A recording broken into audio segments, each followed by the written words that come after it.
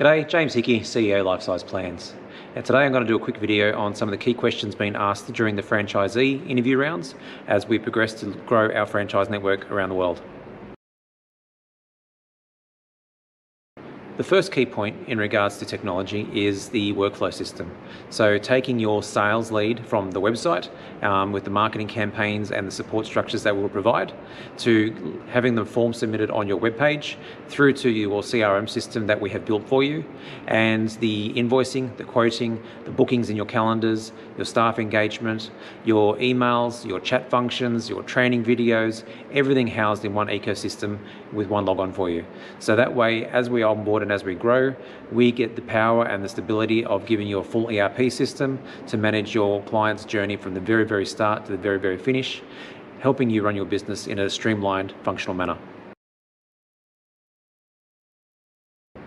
Behind me, we have 650 square meter showroom, and on the other side of the camera, we have an entryway, offices, and a boardroom. So, key thing to consider when looking for a property is don't just take into consideration the showroom, also look at the customer journey of people coming in and how that will equate to their customer service experience at Life Size Plans. The other key element to consider is heights and spans. As you can see behind me in this location here in Sydney, we have quite large spans. So that is 20 metres from the wall to wall, and we have up to 9 metres onto the high end of the ceiling and 7 metres onto the low end of the ceiling. So we have quite good spans and quite good ceiling heights. If the factories or warehouses or retail locations that are in your area have smaller ceiling heights, maybe 3 to 4 metres, what that means is that you will need more projectors. The higher the ceilings, the less projectors. Getting back to structure, which is a key part of the costing, is what we have here in the Sydney location is the projectors bolted directly to the superstructure. And what that means, and what we've learnt for future locations, is that the structure would have to be extremely rigid and extremely sound with no movement for that to be the best method for your location. What we are going to be recommending for future locations, and what we'll have for the new projectors that we're installing on the elevation here, is a trussing system. So suspended trussing from the superstructure and then the projectors mounted to the trussing system. What that enables, it enables the structure to expand and contract, potentially with snow loading and heat, and ensures that the projection images on the ground don't get compromised, because 1 millimetre movement up on the ceiling means a lot of movement down on the floor.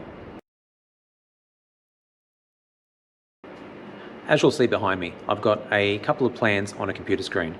So on the showroom floor, I've actually got 2 plans side by side where we could have 2 smaller houses or apartments on our 650 square meter showroom floor. So the first key aspect in regards to this question of size is one key element that is very important, because depending on your average floor plan and the type of clients you're going to have coming through is going to dictate the majority of the rest of your costings and the setup of your Life Size Plan site. So now that we've discussed the size of the property and the type of the property and some size considerations to consider, another key question is, well, how does it actually work? So briefly, we have a server in each location. The server is connected to the amount of projectors that are required for your location, being around the size of the floor, the heights of the ceiling, and also how many elevations you require. The costing model shows a modular aspect of this, where you can go floor, 1 wall and 2 walls. So the key aspect there is to understand what type of experience you want for your clients, and if you want to actually progress that to a larger scale as you trade and as you get more history. So what I would recommend at minimum is the floor and the small version wall that you have behind me that you can see here. So the Sydney property has 1 floor and 1 wall. To drill down in a little more detail on the actual applications on the devices.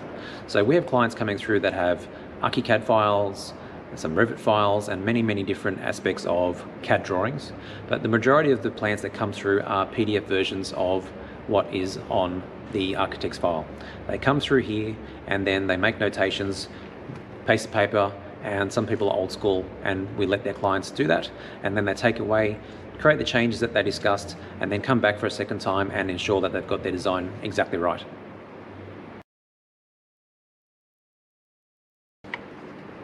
The other key consideration to talk to in regards to a little bit more detail is the fact that we actually use a tape measure. And why do we use a tape measure for measuring out to scale on the floor? It's because when you're blowing up from a 4K res screen on a laptop and you've got different plans with different borders and different print layouts, the key aspect of making sure that you have it one-to-one scale on the ground, since we're blowing up a very high definition res solution from a small screen onto a massive showroom floor, is we come up with a scaling aspect which is part of the process, but it's always required to get your tape measure out and just make sure that that plan is spot on. The other key integration that we've been implementing over the last month is dial-in remote services. So with COVID, with lockdowns and all the restrictions that are happening, some of the teams can't have everybody that they desire coming through in their walkthrough session. So it could be their architect, it might be their builder, and they aren't all able to be present in physicality on site during the walkthrough. So we're offering remote dial-in sessions, and with the software integration that we'll have, we're going to be able to ensure that you have a smooth process where you've got remote people dialing in from other locations around the world into the walkthrough experience with their clients. How we facilitate that is we dial them in via the remote device on the floor, and with the camera setup and the microphone, we're able to interact with someone who is not in the premise. And what the beauty of that is they actually still get the same depth and field perception because they're watching someone else walk through that plan.